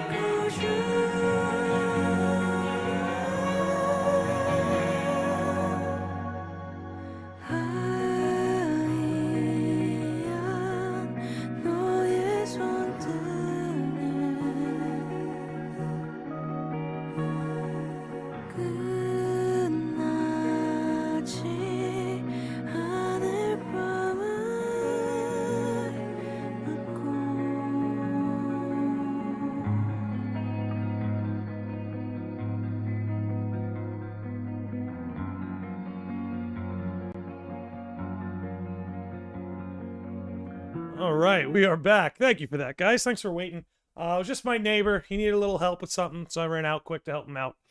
But we are back. We are back. Thank you for everybody who stuck around. This is your reminder. Hit that like button on YouTube so we can appease the almighty algorithm. Small creators like me aren't quite so beloved by the search engine. But all right. He's going to become the most hated character if he killed Riku. I so disagree. Like, this is the kind of thing that excites me. I'm like, wouldn't it be amazing? Wouldn't it be amazing, right, that Yuzora becomes this fan favorite, but then he kills another fan favorite? Like, I don't know, man. I would love them both. Again, remember, death in Kingdom Hearts. It's a story of death and rebirth. Death is never going to mean in the world of Kingdom Hearts what it means here, right? It just functions differently. You know, always could be Master Odin since he's supposedly still alive, and Mickey's going to see him around the beginning of KH4. Who knows what he's been doing all this time? That would be really cool, I will say. If Mickey sees Master Odin in Scala or something like that, I think that would be good. That would be cool. Like a good neighbor, Landy is there. Let's hope I don't get a copyright strike for that. But all right, 1 second. Let me see what chat's been getting on. Okay. Let's see. I didn't play much of Union Cross. I was speedrunning the finale before its end of service. Sure, I need to watch the videos. Yeah, and I think them putting out their own videos to help people digest those games might be a really good idea. Eric the Dude says, something I thought about is what if every single human in Quadratum is a vessel of the true darkness and Sora is the only one who isn't? It could be Master of Master's plan to banish the darkness from the Kingdom Hearts realm. Well, I feel like what the Master is doing, I think Quadratum is just one big sacrifice. I have a lot of theories, obviously. There's almost 300 Kingdom Hearts videos on my channel, okay? I have a lot of theories. But one of them is that the entire universe of Quadratum it is meant to be like, what's a good way to put this? A seal. Not like, but like a seal. Like, to seal it off. You know, like if he can pull primordial darkness into Quadratum and then like seal Quadratum up and seal it away. Because darkness can't be destroyed. Like, this is my opinion. We'll see what happens. I will venture that light nor darkness can actually be destroyed. Because to destroy one or the other would change the fabric of the universe too much. So, if you can't destroy something, you contain it. Zelda, Link, Ganondorf come to mind. If you can't actually rid the world of something, you can contain it. You can seal it away. Think of, we talked about Dragon Ball earlier, sealing King Piccolo. Maybe you can't kill King Piccolo, but we can seal him in a jar. I essentially think that's what the world of fiction and Quadratum is meant to be. Now, I know the Master didn't create the world of fiction. I think it may have had something more to do with Brain, personally. But I think part of what he might be thinking to do, pull the primordial darknesses into the world of fiction and then seal the world of fiction off from everything else. And now you've contained it in this world it can't escape from. Just a random idea. Don't know if that's actually going to be it, but just going off what you said. If Quadratum is the world of the dead, that means Yuzora is also dead in his reality. Well, they kind of said that like they each see each other as the fictional world, right? So we still have to learn about that for sure. Tarnish Patosai says, yo, Landy, how sick would it be if Ingrid from Street Fighter 6 got Kairi mods? And that could be really cool. I've fallen off Street Fighter 6, so I might have to look up Ingrid's moveset and familiarize myself. Okay. Let's see. Yuzora and his group outfit-wise scream Brain. Yeah, there's just so much we don't know. That maybe Strelitzia was sealed for a reason. It's a good question. Yeah. Might be worth thinking about. Okay. Eric the Dude says, Landy, I have a theory. What if Master of Master's plan is to trap the darkness in unreality to save the Kingdom Hearts realm from darkness? Every human in Quadratum... This is kind of going on... Okay, cool. Every human in Quadratum a vessel for housing the darkness? Is he doing it to save the Kingdom Hearts world. This is the thing, right? This is what makes the Master of Masters interesting, is we don't know what he's after. We know what he wants to do. We know what he wants to accomplish, but what's the end result here? Is he trying to pull a Maruki? Create a world without suffering? Which would be a terrible thing, by the way. It's not what this world is meant to be. His end game is such a mystery. I have a feeling he might want to bring back those he lost, or bring back the world he lost. And maybe in order to bring back the scope of world that he lost, he has to sacrifice a world of scope and equal size to get it. Who knows? Who knows? Let's see. Let me see what else I could see. Big chat. I'm going to try and read as much as I can, guys, but as you guys know, there's a lot of chats in here. Let's see. Beef and Butter says, also remember Strelitzia in the white robe and mask in one of the mobile games? I think her heart went to Kingdom Hearts or whatever. No, she is... And this is what makes Strelitzia confusing. Right? Sora abused the power of waking. That's what led him to Quadratum. This is why I also think we're going to see young Xehanort there, because he too took the forbidden path. Remind will tell you everything. So he too took the forbidden path. So I believe that's what got them there. Strelitzia, on the other hand, was just straight up murdered. So how can being murdered and abusing the power of waking lead you to the same place? That has always been one of the questions about where we are right now that I have no answer for. I have no answer for that. How does being murdered and abusing the power of waking get you to the same place?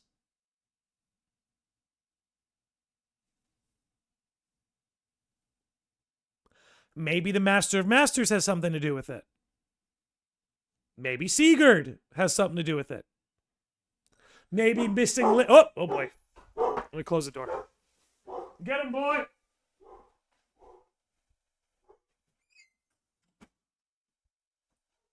All right. Ugh. Let's see. Okay, I don't think it does. I think she's just a puppet. I do like that theory that might not really be Strelitzia. But damn, that would be tough for Marluxia to accept. It's the Matrix, big dog. It's the same reason being murdered recompleted people. I suppose.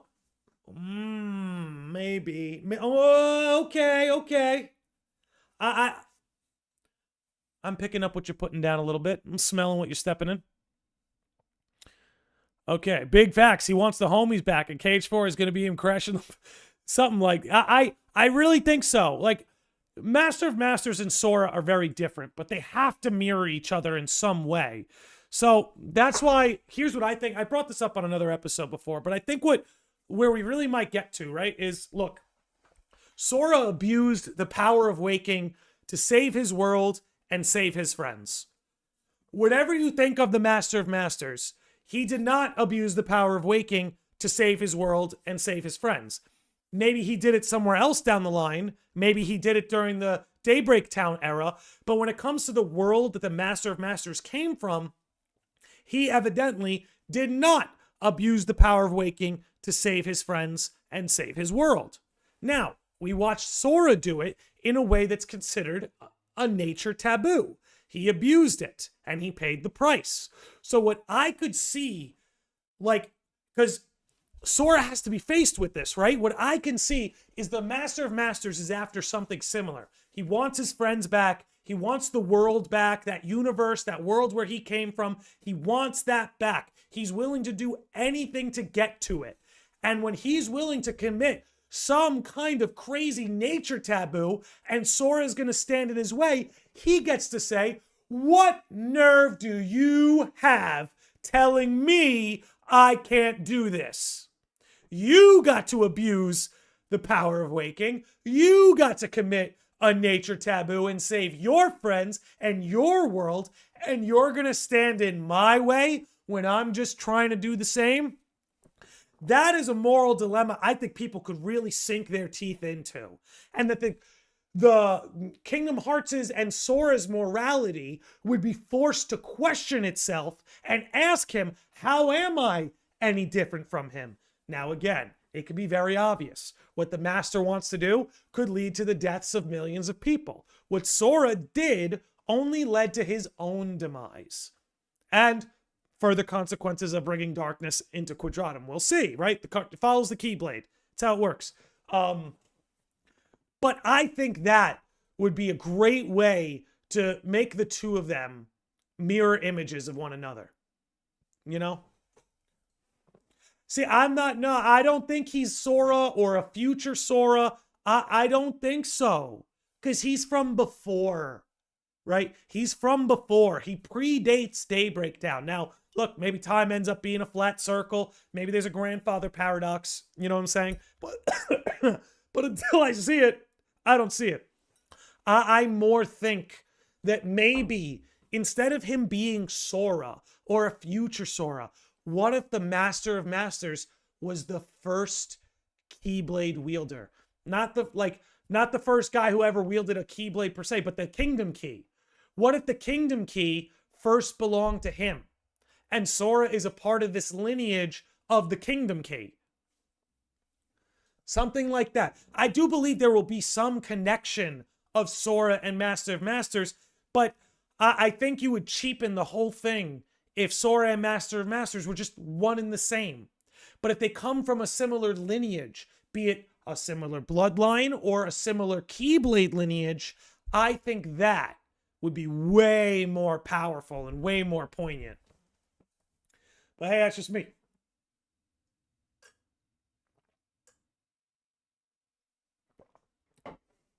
Master of Masters is light itself. If darkness had a form, so could light. Hey, listen, man. You will struggle to find anyone who put forward that theory on YouTube before I did. So I'm right there with you. Master of Masters is the Witches of FF8. Time compression. Bro. I've always said, of all the Final Fantasy games, FF8 is the most Kingdom Hearts-like. Beef and Butter says, 100% Landy, Keyblade being two Kingdom Keys smashed together is a thing for a reason. Ha ha ha ha. You know, I didn't even think of that. That's why Chad is here. The whole Falsus Rex True King thing reminds me of FF15 with Arden and Noctis. Yeah, see, that's where I think we're headed. That's Nomura's vision. You know? Like Link, Heart of a Hero, something like that. Could be could be applicable. Okay. That would be lit if it was the Kingdom Key wielder. Yeah, imagine he was the first Kingdom Key wielder. That could be, I'm telling you, that could be something cool. But that the Kingdom Key left him, right? It's not that he gave up the Kingdom Key for No Name or any other Keyblade. What if the Kingdom Key left him? And we've seen the Kingdom Key do that before, when it left Riku for Sora. And then Sora for Riku. And then Riku back to Sora, right? It will do that.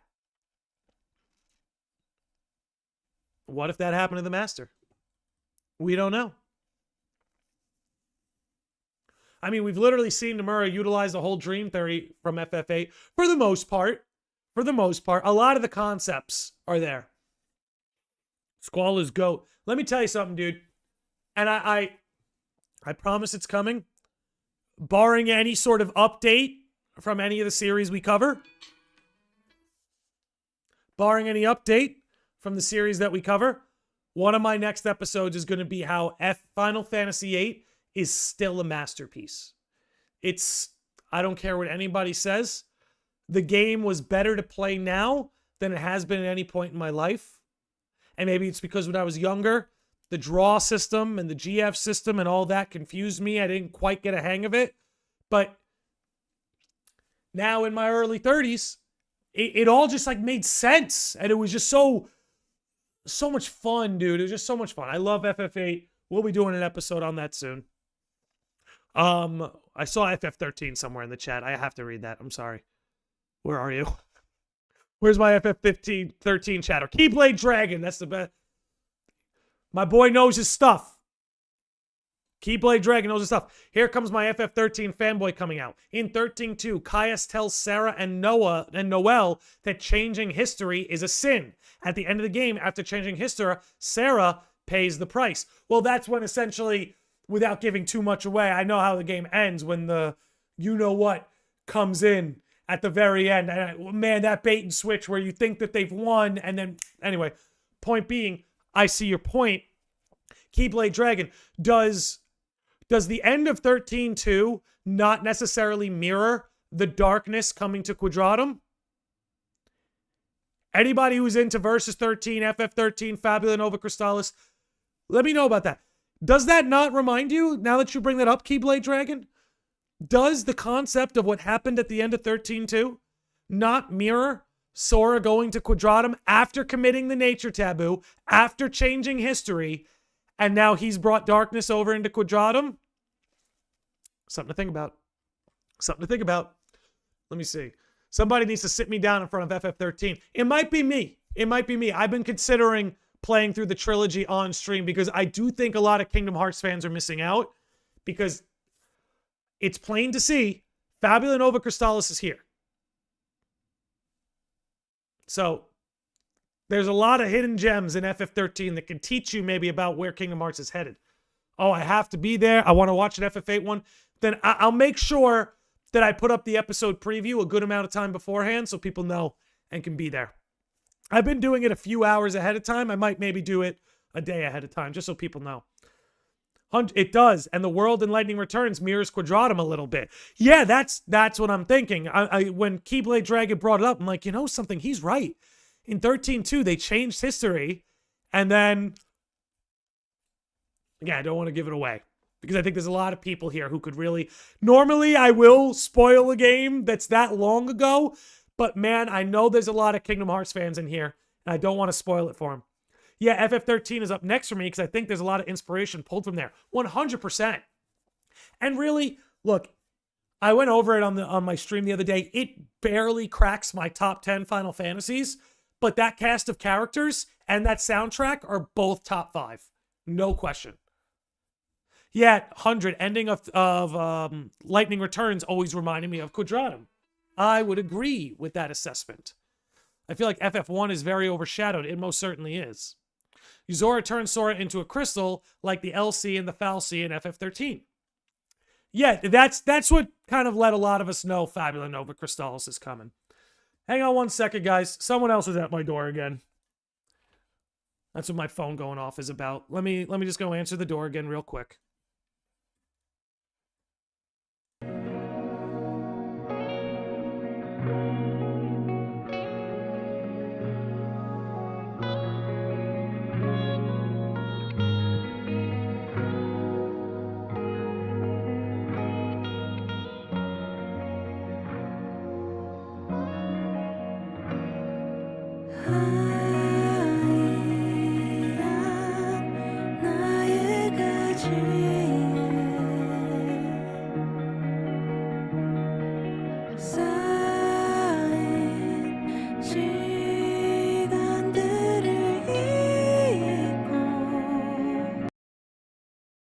It was just Amazon. It was just Amazon.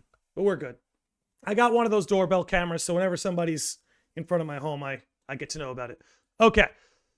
Let's see here. All right. 13.2 has a wonderful soundtrack. Absolutely does. Popular man today. Yeah, in the ways I don't like. I'm just kidding. I like it when people knock on my door, but, you know. Seldom is it ever at an opportune time. Everyone trying to come see you today. Yeah, my neighbor's in Amazon. As somebody who works from home, I'll take it. Anyway, I hope they add Lightning to KH4. I think we could see that. I think inevitably Final Fantasy characters will have more presence than they did in KH3. Because again, we talked about it earlier, guys. Like, the Kingdom Hearts 3 stage was so crowded that something had to give. And as someone who loves the Final Fantasy series, if more from the original cast means less from FF, so be it. However, Final Fantasy makes Kingdom Hearts better. Hey, a $1 super chat from the Master of Masters. Thank you very much, my friend. That goes a long way. And with no message, you got to love it, because a super chat is your chance to have a chat read on screen, guaranteed. Master of Masters says, I don't need that. Throws $1 on the table, bounces out. You got to love it. You got to love it. Drops $1 on the table, boogies on out. You love it.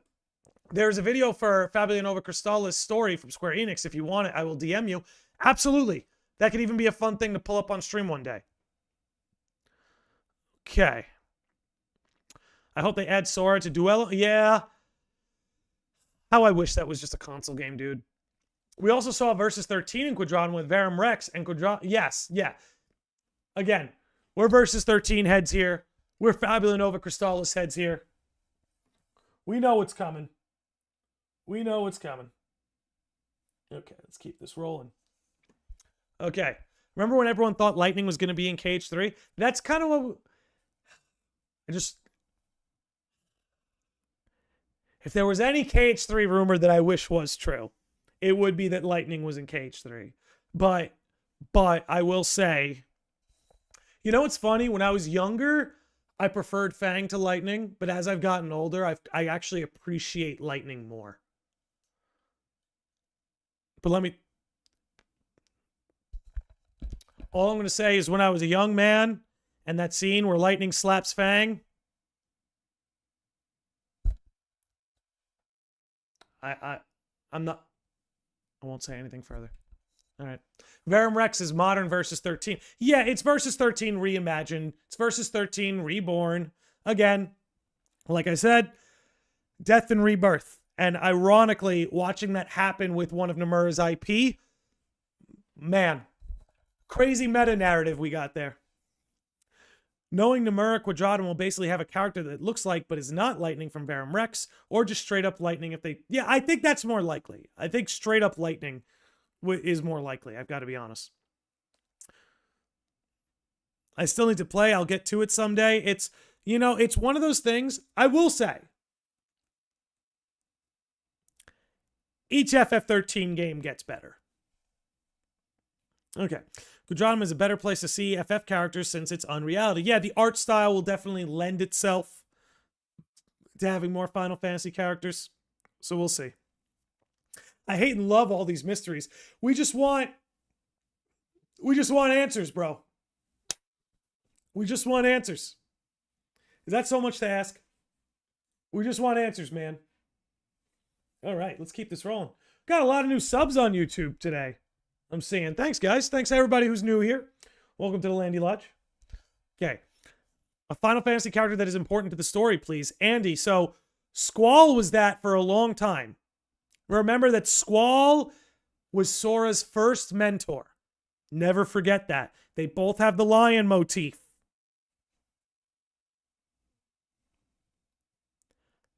But I have good news for you. Yozora is the Final Fantasy character that's important to the story. Yozora and Nameless Star are the Final Fantasy characters that are now important to the story. So you are getting what you want.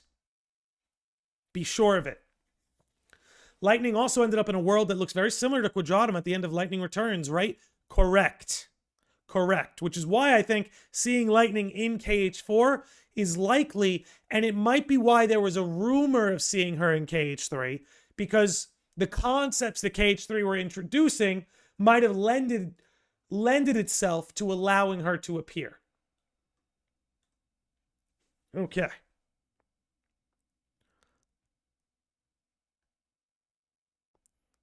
Sometimes Kingdom Hearts story be giving me an existential crisis. I mean, that's what it's good for, right? Squall is the GOAT. Squall is the GOAT. I was going to say this earlier, too. In terms of, like, Nomura and Nomura's designs, in my opinion, Nomura's fashion sense in FF8 is undefeated. Undefeated. Maybe that's just my opinion. Again, Nomura's known for giving characters great drip. He certainly hasn't missed a beat his whole career. Lulu's dress included, mind you. But FF8, man, in my opinion, even some of the outfits that were more simplistic, those outfits were peak. Peak.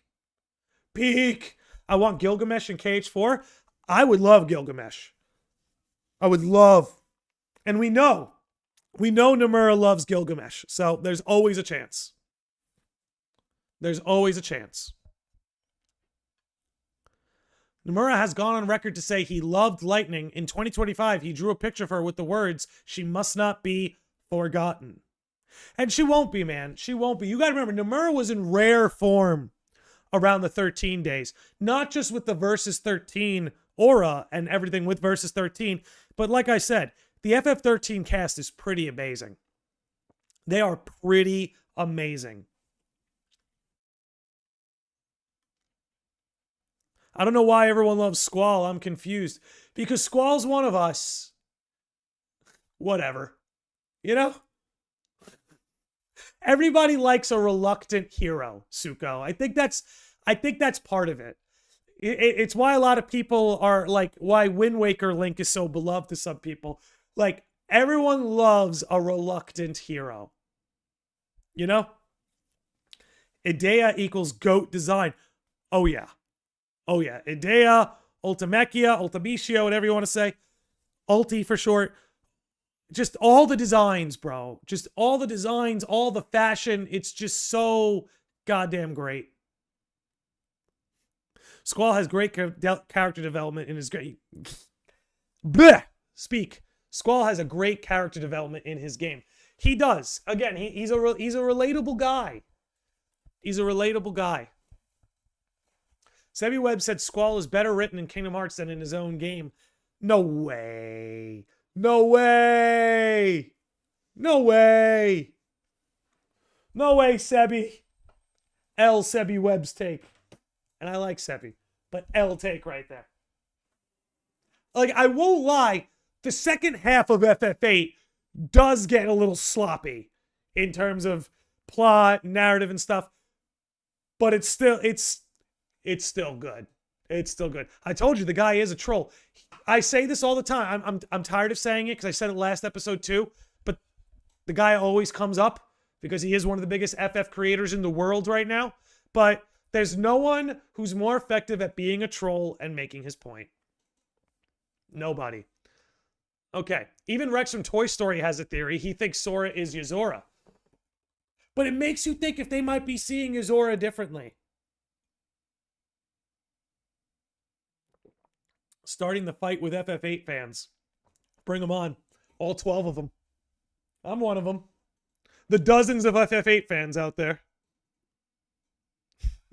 I kid. I ain't scared of y'all. You shouldn't be. You shouldn't be. FF8 fans are the middle child of the PS1 era. He gives me Neku from The World Ends With You, Leon, aka Squall. Because I will say, I think 7 and 9 are better than 8. But 8 is still fantastic. Not the 12 of them. Yeah, be careful. Oh my God. You know, this one I'm gonna... What's going on, J-Rob? You're live on the air. Oh, sick. How is everybody? What are you guys talking about? They're good, man. It's a Kingdom Hearts episode, you know? So, big one today. Cool. What's the theme? What the series needs to fix. I see. Okay, I have unfortunately not much about it to be able to even input, but I'm sure you have a lot of good substance to this. I promote this. I'm great. Glad you're doing it. Good luck. You want me to call you back when I'm done? Yeah. All right. I'll talk to you later, dude. See you. Bye. That's my boy, J-Rob. He's been on the show before. I'll always answer just because, man, you got to understand something. Before I had you guys, before I had everyone who loves to talk games, growing up, and I've known that guy since I was 5 years old. I talked to you guys about like how chess was like the first game I ever played. I met him at chess club when I was like 5 years old, and we're still friends. But, dude, me and this guy, before I had a podcast, before anybody cared about what the fuck I thought, we used to sit on his porch for hours just talking Zelda theories, gaming theories. So a lot of this podcast is rooted in my friendship with that guy. Someone told me 8 was skippable. I'll say this, Bambina. I'll say this. If you had to skip one PS1 Final Fantasy, it is 8. Dude, try Gambonanza if you like chess. I have no idea what that is, but I did play Irish chess for the first time, and I quite enjoyed that. Always love a day one friend. Absolutely. I feel very lucky. I feel very lucky to have what I can call a lifelong friend. I feel very lucky. Yeah. If you even if you only have a handful of real friends in this world, that's all you need. Let me tell you something, guys. All you need in this world, a handful of fucking all you need in this world, a handful of real ass motherfuckers, and they'll get you through anything. If you got a handful of real ass motherfuckers, you can get through anything. Okay? That's my advice. With the small amount of wisdom I can offer the world. Okay.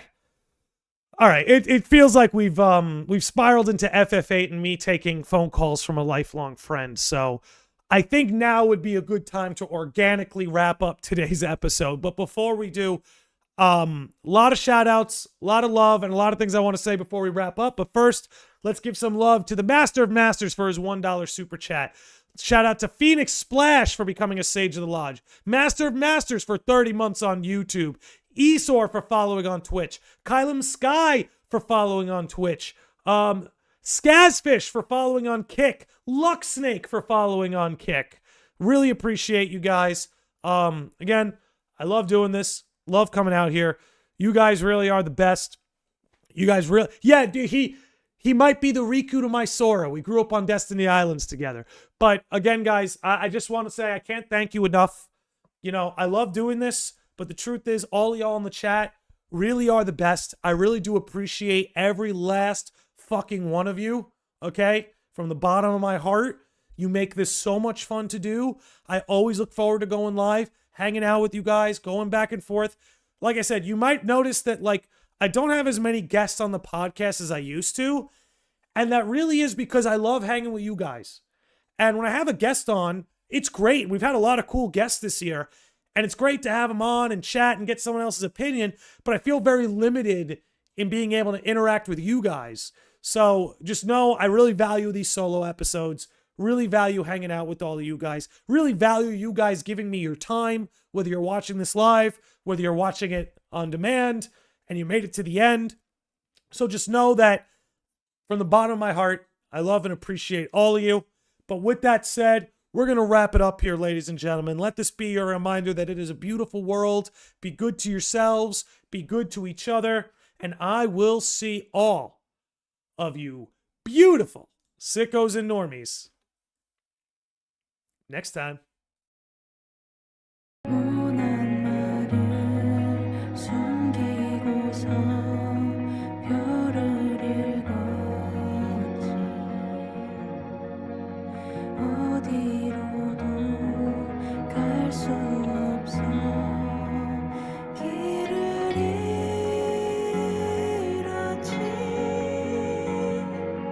say